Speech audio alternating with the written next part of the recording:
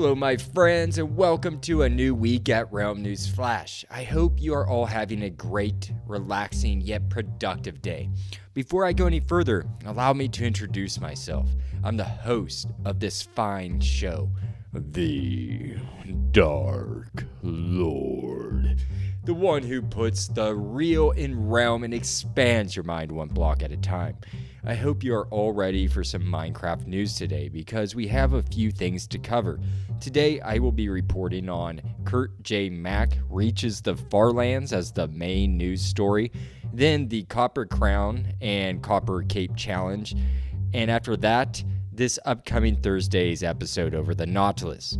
With that said, let's start the show.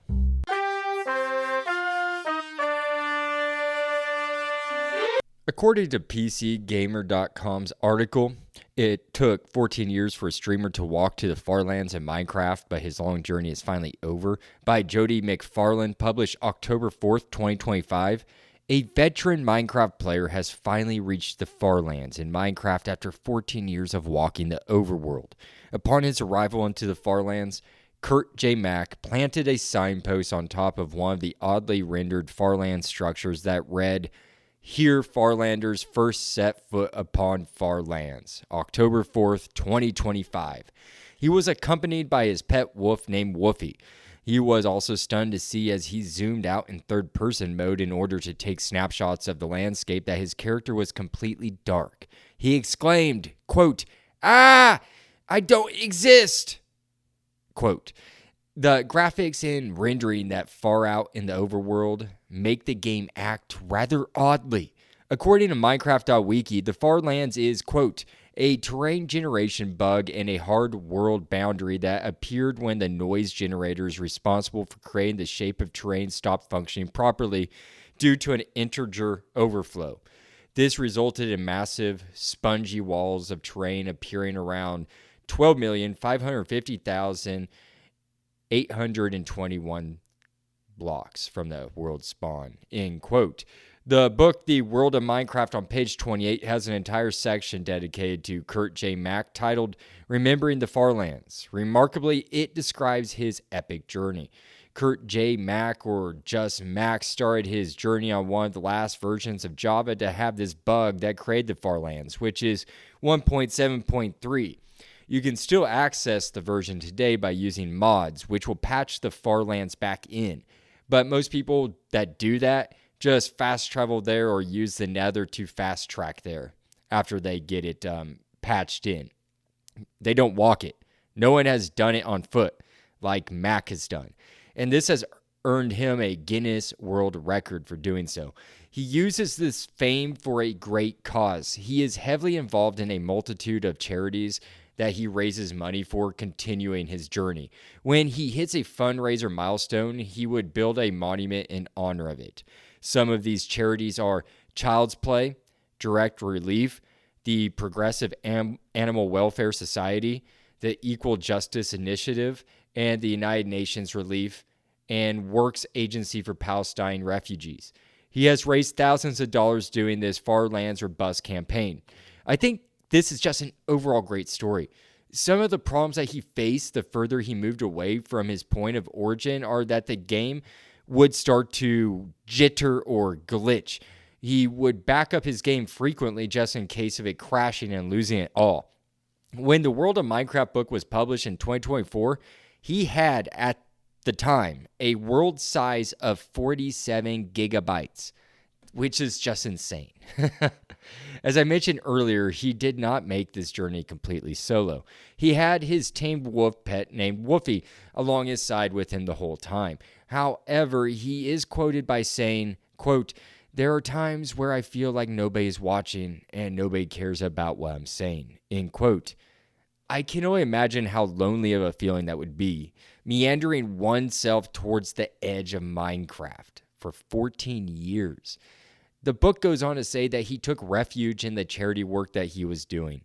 This all took place once or twice a week, where he would get on Minecraft and stream for 1 hour and talk about things going on in his life.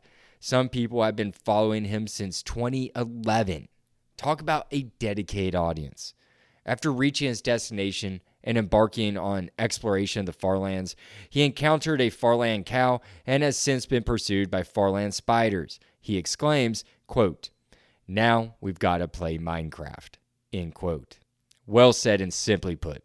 What a great story, folks. I truly loved reading about this a year ago when I bought The World of Minecraft, the book, and now reading that he has achieved his goal is just awesome. Congrats, Kurt J. Mack, for the perseverance and dedication it took to walk to the Farlands. And amazing work with the fundraising. Simply wonderful. Now, I don't know how I will top that story today, but let's move on to the next piece of news. I have two very short news briefs to cover here. I shall start with the Challenge 1 Copper Cape quest that was presented to us by Mojang on September 30th.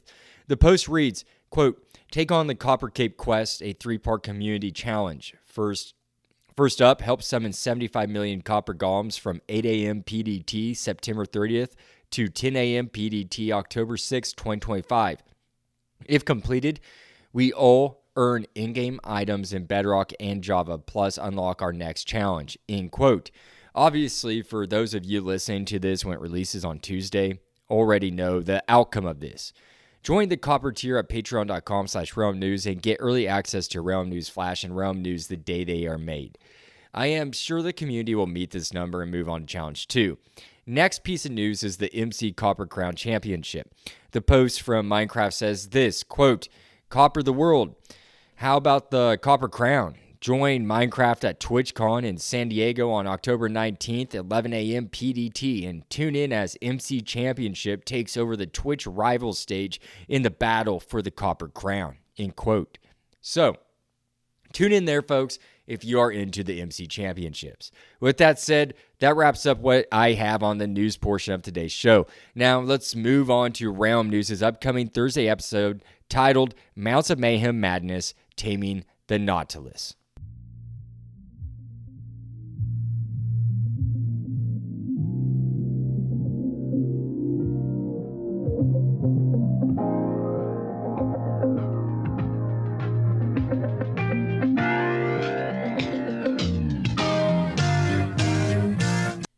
In light of the latest drop announcement, Mounts of Mayhem, I decided to make an episode dedicated to the Nautilus primarily so I could understand this real-life aquatic creature better, and so I can pass along this knowledge to you.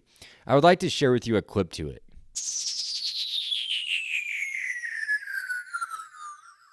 According to MontereyBayAquarium.org, quote, "A nautilus swims using jet propulsion, expelling water from its mantle cavity through a siphon located near its head. By adjusting the direction of the siphon, a nautilus can swim forward, backward, or sideways." That simply stuns me. How Nautilus is able to jettison itself around with something called a siphon or a hypnome. The hypnome runs throughout the entirety of its shell and through all of the chambers within it. This allows the Nautilus to release water and air in the chambers depending on how buoyant it wants to be. And there are reasons for buoyancy. During the day, the Nautilus will sink itself down as far as 2,200 feet or 700 meters underwater in order to avoid predators. And during the night, it will become more buoyant and rise towards the surface of around 230 feet or 70 meters in order to lay eggs and feed.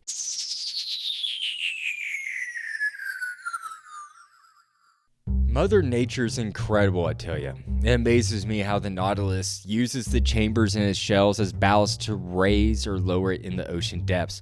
I really love doing the research on this creature, and I'm sure that you will not want to miss this episode. That is all I have for this week's Realm News Flash number 54, which also makes this Realm News Flash's first birthday. I remember that I started this regularly when I realized that I couldn't deliver relevant news with episodes that are published a month or two into the future. Who wants to listen to a 2-month-old news report? So I developed Realm News Flash as a response to that. I still feel that I'm not relevant enough, but I think the format of summing up the Minecraft news in the past 7 days works, and I have had no complaints. I hope you're all enjoying Realm News Flash. Please write or leave a comment, let me know your thoughts on the show. I hope you all have a great rest of your day, and happy crafting. The Dark Lord. Signing out.